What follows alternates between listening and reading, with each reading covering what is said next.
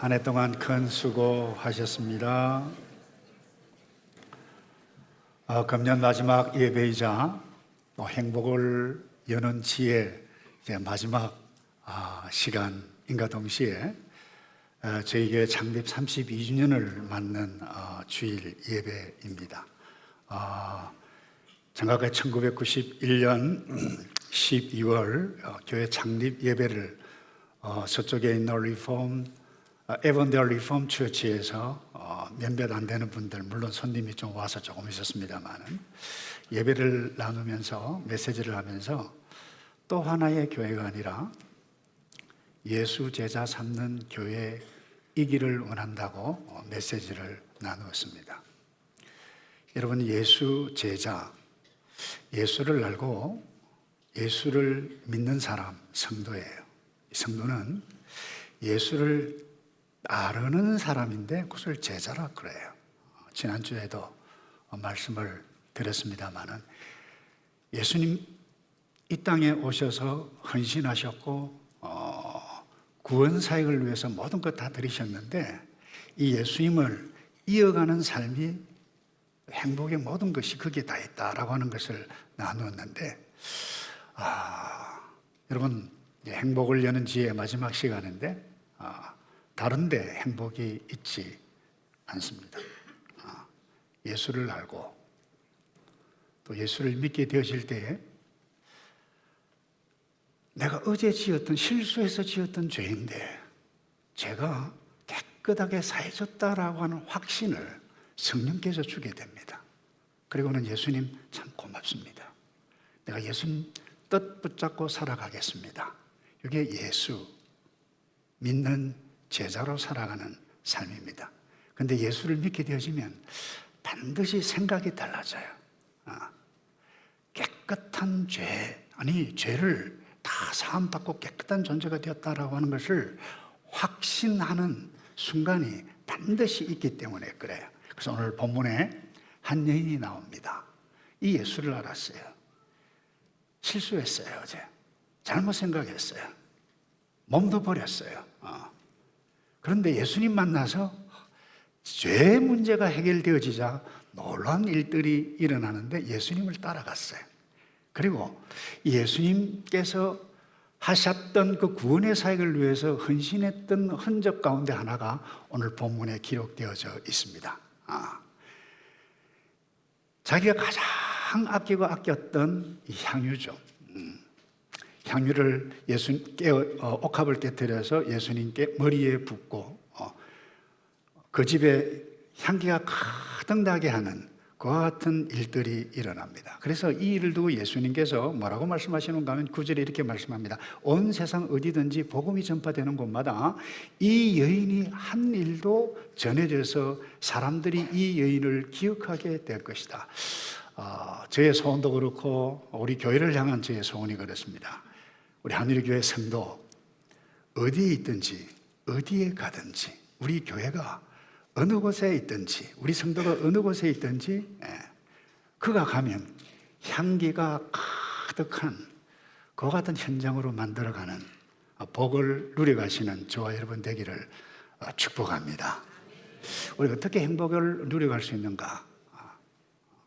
간단하게 오늘 말씀을 나누겠지만 간단한 메시지만 굉장히 어려운 메시지일 수도 있을 거예요. 적지 않은 여러분들에게는 전적으로 헌신하는 데 있습니다.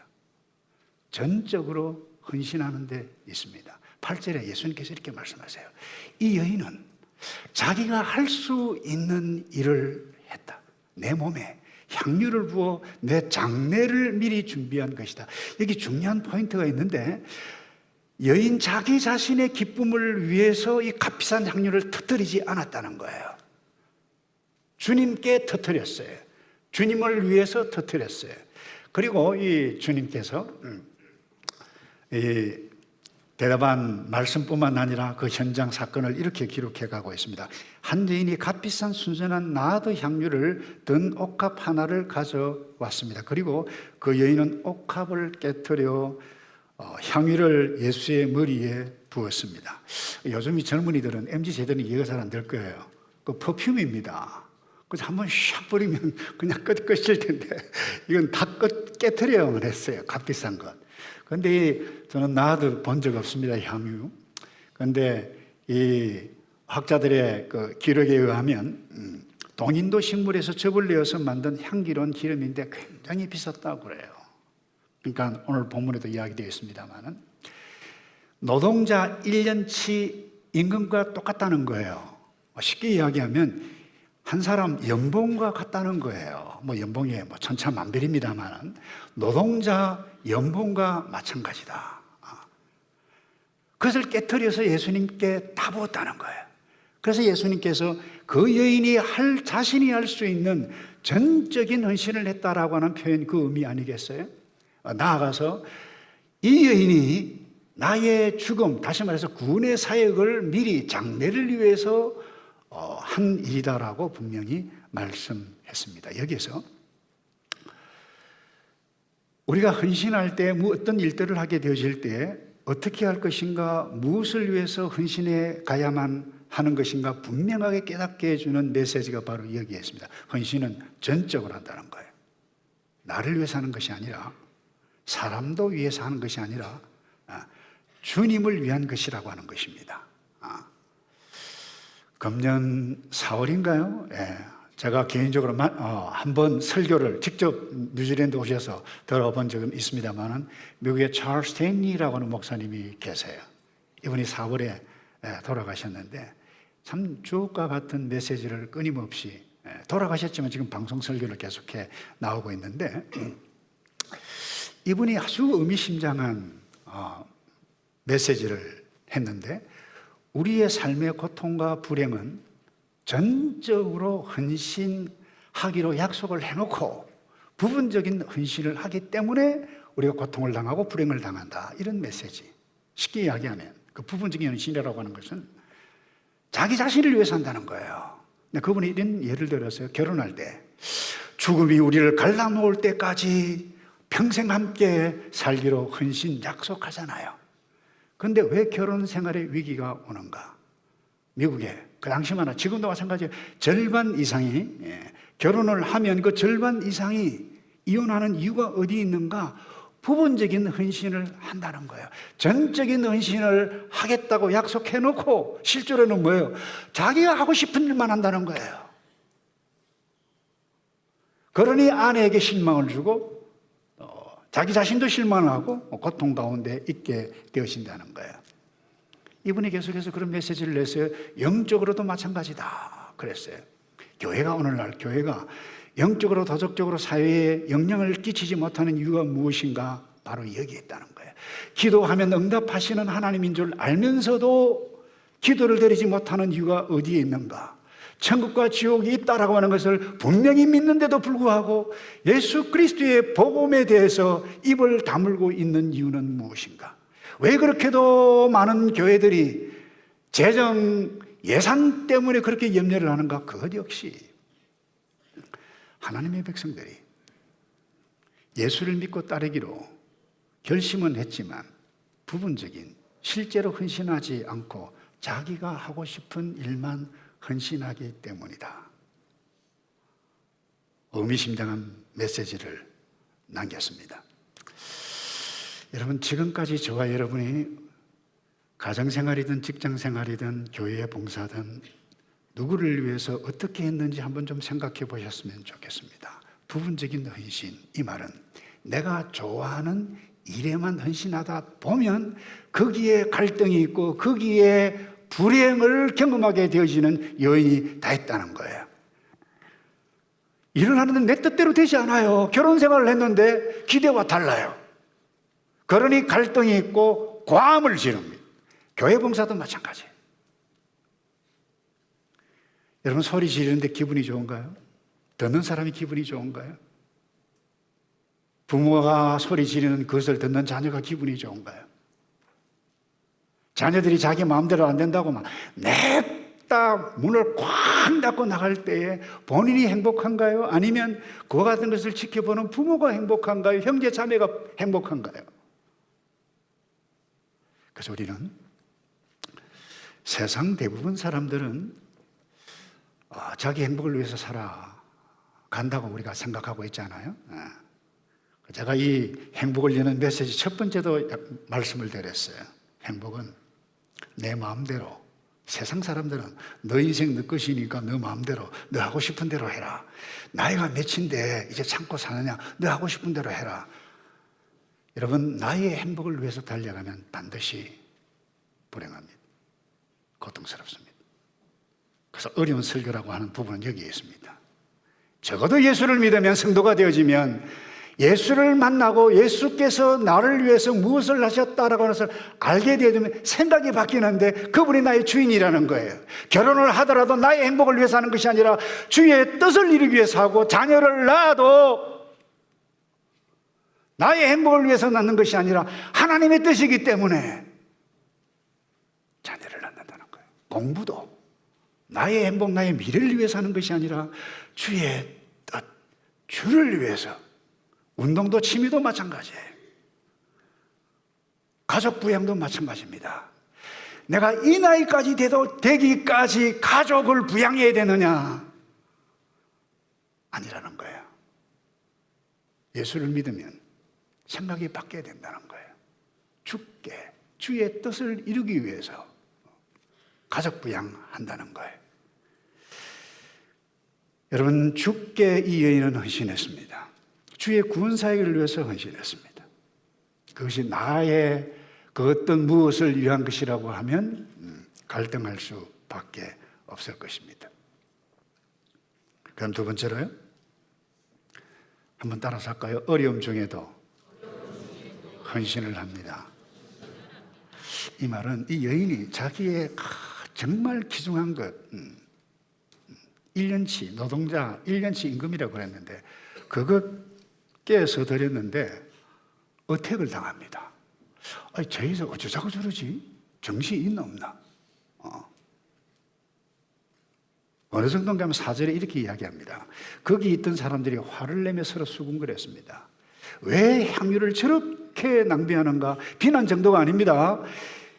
헌신한 이 마리아를 야단칩니다. 5절에 저것을 팔면 300데나리온이나 좋게 될 텐데 그 돈을 가난한 사람들에게 주었으면 좋았을 것을, 그러면서 그 여인을 심하게 나무랐다 그랬어요. 제자들 한두 사람이 아니에요. 근데 그 핵심 가운데 누가 있었느냐? 가룟 유다라고 하는 회계를 맡은 가룟 유다가 있었어요. 그래서 어떤 학자는 그렇게 얘기해요. 가룟 유다가 결정적으로 예수님을 팔기로 작정했던 순간이 바로 이것 때문이었을 것이다라고 주장하는 학자도 있어요. 와, 어떻게 저것을 우리 선생님이, 예수님이 허용을 하지? 저 값비싼 것을 팔아서 가난한 사람들에게 주면 엄청난 것을 할 텐데, 근데 본심이 아니었어요. 그것은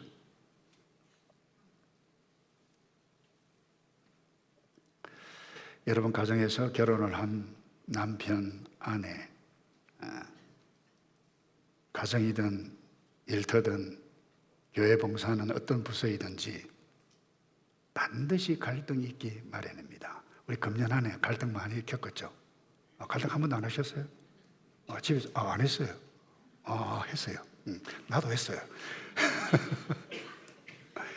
근데 2024년에 또 갈등이 올 거예요. 근데 어떻게 하시겠어요? 이 말씀을 기억하시기를.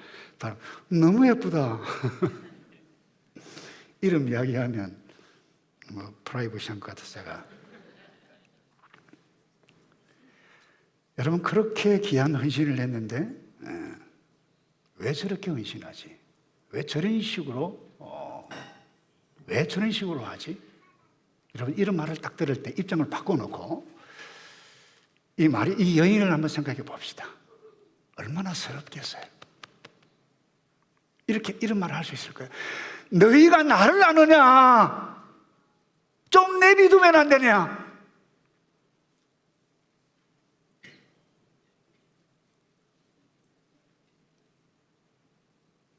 라고 한마디 정도는 할 수 있을 것 같은데 말이 없어요. 그냥 계속해요. 그래서 바울은 로마 지역에서 섬기고 있는 성도들에게 헌신을 어떻게 하는 것인지 그렇게 건면한 것이 있는데 이 말씀입니다. 그러므로 로마 12장 1절입니다.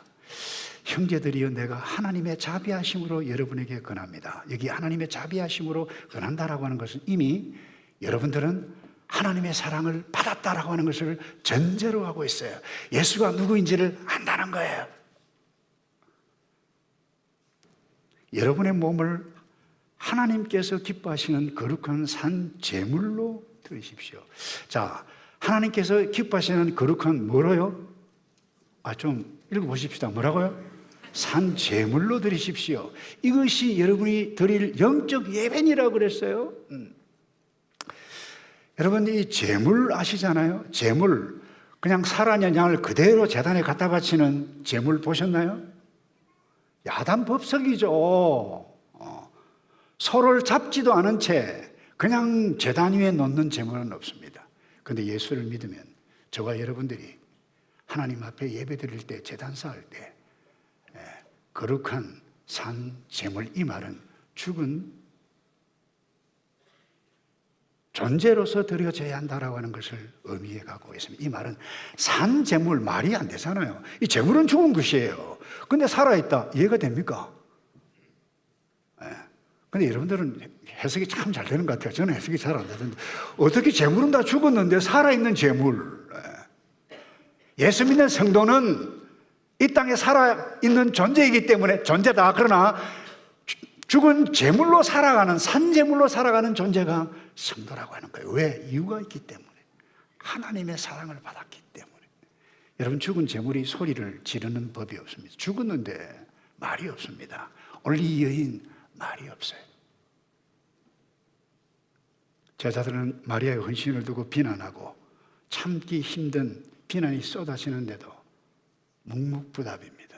말이 없습니다. 모욕을 당하고 있습니다.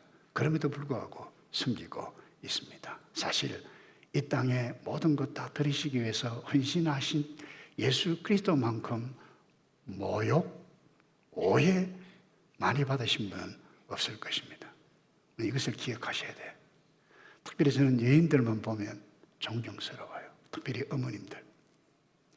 자녀들한테 오해받고, 남편한테 오해받고, 부모한테도 오해받아도 내가 엄마이기 때문에 헌신하는 것. 우리 어머님들에게 감사할 수 있어야 되고, 여자분들 아내에게 감사할 수 있어야 한다고 봅니다. 그런데 이분들은 적어도 예수 믿는 성도, 지혜가 있는 여인은 악을 써면서 당신이 그랬기 때문에 내가 그러지 않느냐, 이런 어머니 제가 본 적이 없어요.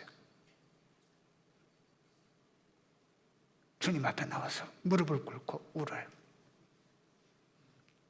자녀들을 위해서 울어요. 얼마나 아름다운 우리 어머님들의 섬김인지, 여인들의 섬김인지.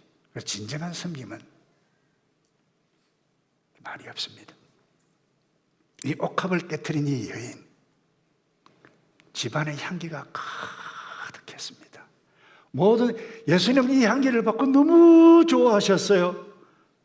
나의 장례를 위한 헌신이었다라고 했는데, 그 당시 많은 사람들이 많았었어요. 그런데 이들은 그 향기가 향기로울 수가 없었습니다. 이유가 무엇입니까? 생각이 달랐기 때문에. 똑같은 상황 가운데 있어서도 향기를 자연스럽게 객관적으로 향기가 나는데 이 향기가 아니에요. 열받게 하는 거예요. 이유가 무엇입니까? 예수를 만난, 예수님께서 주셨던 은혜가 없기 때문에. 마지막으로 여러분, 행복을 여는 지혜가 어디에 있습니까? 이것을 꼭 기억하셨으면 좋겠어요. 헌신 그 자체가 복이다라고 하는 것을 아는 데 있습니다. 자, 여러분, 아무나 헌신하지 않습니다. 돈이 있다고 해서 섬기지 않습니다. 능력이 있다고 해서 섬기는 것 아닙니다. 은사가 있다고 해서 섬기는 것이 아닙니다. 마리아가 주께 헌신했던 이유는 딱 하나입니다. 받은 은혜를 깨달았기 때문에, 예수님을 알았기 때문에, 예수님을 믿었기 때문에. 자, 예수님의 주변에 있었던 바리새인도 있었고 제사들도 있었고 이 당시 많이 있었어요. 있었는데 모든 사람들이 다 주를 위해서 이렇게 헌신하지 않았습니다. 이유가 무엇입니까? 이유가 은혜 받았던 깨달음이 없었기 때문에 그런 것입니다. 그런 은혜를 받으면 한번 생각해봐요. 예수 믿지 않는 사람, 예수 믿는 사람 이해가 안 될 것입니다. 어떻게 해서 번 돈인데 11조를 갖다 바치고 감사금을 갖다 바치고 와 희한하네 그거. 예수를 모르면 그렇게 말할 수 있어요. 예수를 믿으면 달라집니다. 지금도 저는 잊을 수가 없어요. 저에게 섬기시다가 돌아가신 장로님인데 그분이 그런 이야기를 해요. 목사님, 저는 한국에서 헌금하는 시간이 가장 좋았다. 그러면서 그 지폐 좀 약간 이렇게 구겨져 있으면 다리미로 다리 있다는 거예요. 그냥 똑같이 그냥 하면 될 텐데 왜 그렇게 했을까요? 은혜를 알았던 어른이기 때문에. 저에게 귀하게 섬기시는 분들이 목사보다 더 나은 헌신들 있는 분들 때문에 제가 얼마나 부끄러운지, 장로님 때문에 부끄럽고 근사님 때문에 부끄럽고, 왜 그분들이 이렇게 헌신을 아름답게 합니까? 이유가 있었기 때문에, 예수님을 알기 때문에, 예수님을 만났기 때문에. 그러니까 예수님을 만나서 헌신하는 그 자체가 복이다라고 하는 사실을 여러분들이 확신할 수 있어야 되는데, 여러분 보세요. 이 헌신을 하게 되실 때 그 자체가 복이라는 증거가 무엇입니까? 회복 그 자체가 일어나기 때문에. 여러분 똑같은 사건인데 누가복음 7장 50절에는 이렇게 기록하고 있습니다. 이 사건을 예수께서 여인에게 말씀하셨습니다. 너 믿음이 너를 구원했다. 평안히 가거라. 무슨 말입니까? 주께서 주시는 이 구원과 평안함을 얻고 기쁘게 밝은 삶을 헌신하는 그 과정 가운데서 이미 예수님께서 말씀하신 그 복으로 얻게 되어졌다라고 하는 것입니다. 이런 의미에 있어서 헌신은 아무나 하지 않는다고 다시 강조합니다. 그래서 예수 믿는 사람은 예수 믿지 않는 세상 사람들과 달라야 됩니다. 선행합니다. 착한 일을 합니다. 착한 일을 할 때 이미 회복이 일어났다는 겁니다. 선행해 주는 치유의 힘이라고 하는 책을 제가 읽은 적이 있습니다. 지속적으로 다른 사람을 일 때 나이와 관계없습니다. 그런 예도 있어요. 나이가 할아버지 할머니인데도 일주일에 한 번씩 자원봉사하는 사람들, 봉사하지 않고 살아가는 사람들과 2배 반이나 장수한다. 그 자체가 복 아닌가요, 여러분? 그 또 하나, 헌신 자체가 복인 이유는 오늘 예수님께로부터 칭찬을 받았습니다. 칭찬받았어요. 숨 막히는 그 갈등과 비난의 소리를 들으면서 예수님께서 딱 한마디 선명하게 말씀하십니다. 좀 경상도 말로 하면 내 믿어라 좀. 너희들 왜 그렇게 못 살게 구느냐 좀. 아마 이렇게 했을 거예요. 예수님께서 가만두어라. 어찌해 이 여인을 괴롭히느냐. 이 사람은 내게 좋은 일을 했다. 칭찬받았습니다. 지금까지 저와 여러분이 주께 좋은 일을 했는지, 나를 위해서 좋은 일을 했는지, 누구를 위해서 좋은 일을 했는지, 우리 교회가 주께 좋은 일을 했는지, 우리 교회 자체를 위해서 좋은 일을 했는지 진지하게 생각해 봐야만 합니다. 교회는, 성도는 성도 자체의 행복을 위해서 존재하는 그 자체가 타락입니다. 교회가 우리 교회 자체를 위해서 존재한다라고 하면 그 교회는 망해가는 교회입니다. 교회가 32살이 되었어요. 성인이 되었습니다. 어떻게 하면 예수 믿어야 할 사람 살릴까? 예수 믿어야 할 우리의 자녀들을 살릴까? 도와야 할 사람을 도와야 할까? 선교사를 어떻게 헌신해 갈까? 이름도 제대로 모르는 선교사들 저 역시 많아요. 그들을 섬겨야 할 이유가 무엇입니까? 주께 좋은 일이기 때문에. 한 가지 이야기하고 말씀을 마치겠습니다. 지금은 나이가 많이 들었습니다만은 이랬는데 회장이 됐습니다만은 80년대 의류회사를 시작했던 박성수 그 당시 집사였어요. 제가 SFC 간사할 때 부산에 있을 때 팩스가 하나 타고 왔는데 의류회사를 차렸습니다. 아주 신실한 크리스찬 청년 좀 직원으로 소개해 주셨으면 좋겠습니다. 그렇게 시작했던 이랜드가 지금 재벌 기업이 되어졌죠. 80년에 시작했습니다. 그런데 이분이 미국의 코스타 강사로 가면서 청년들에게 그렇게 간증한 것을 저는 글로 통해서 제가 읽었는데, 이분이 이렇게 이야기했어요. 일반적으로 결국 우리 모든 사람들은 돈을 얻는 것과 일에 대한 성취, 자아실현이라 그러는데, 결국 이것 위해서 자기 중심적인 목표 때문에 다른 사람들에게 해를 끼치는 구조악을 만들 수 있다. 이분이 청년들에게 간증을 합니다. 회사 돈을 벌 때 그 돈을 어떻게 사용하느냐, 돈을 잘 사용하는 것이 하나님의 뜻이라고 자기는 확신했고, 회사 내에서 하나님의 사람들이 배출되는 것이 중요한 목적이라고 하는 것을 자기 자신이 깨달았다는 거예요. 그래서 회사의 목적이나 교회의 목적이나 똑같다라고 하는 것을 깨달았다는 거예요.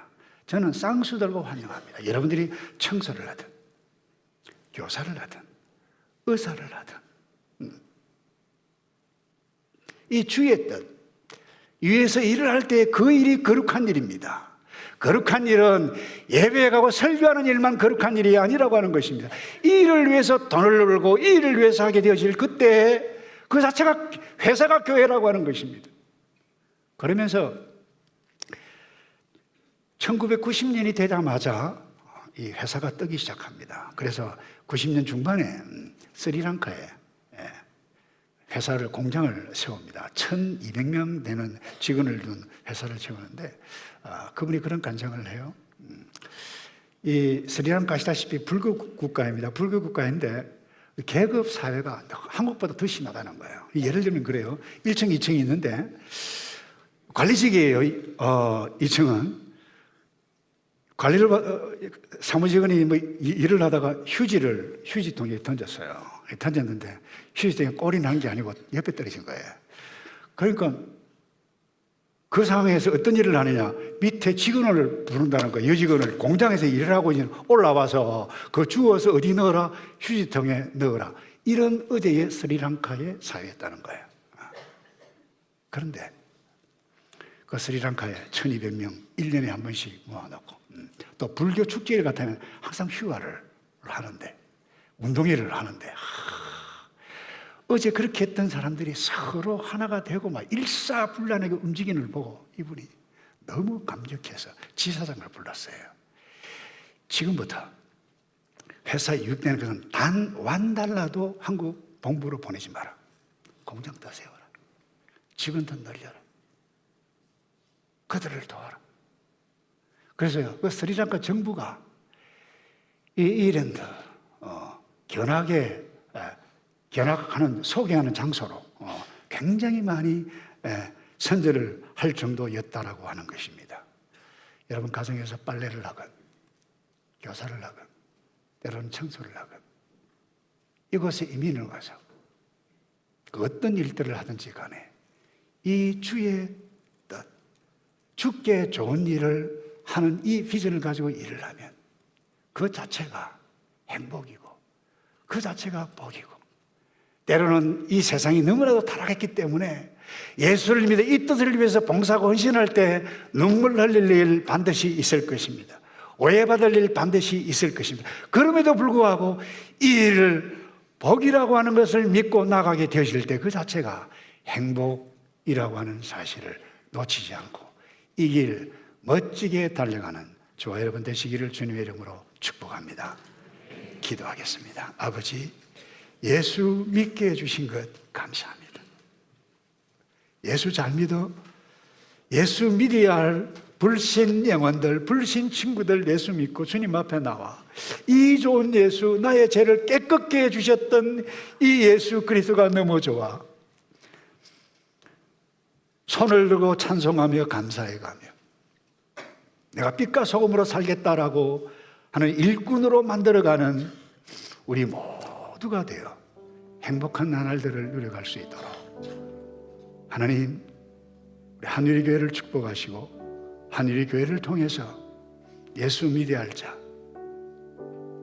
주님 앞에 돌아와 손을 들고 예배해 가며 지금 죽어도, 아니 몸에 건강이 좋지 않고 물질이 많지 않아도 지위가 낮아도 존귀하신 예수 그리스도, 그분을 믿고 그분을 만왕의 왕으로 함께 모시는 성도의 삶을 누려간다고 하면 이것보다 더 아름다운 복이 없을 것인데, 주님, 우리가 그렇게 살아가도록 복의 복을 더하여 주시옵소서. 예수 그리스도의 이름으로 감사하며 기도하옵나이다. 아멘.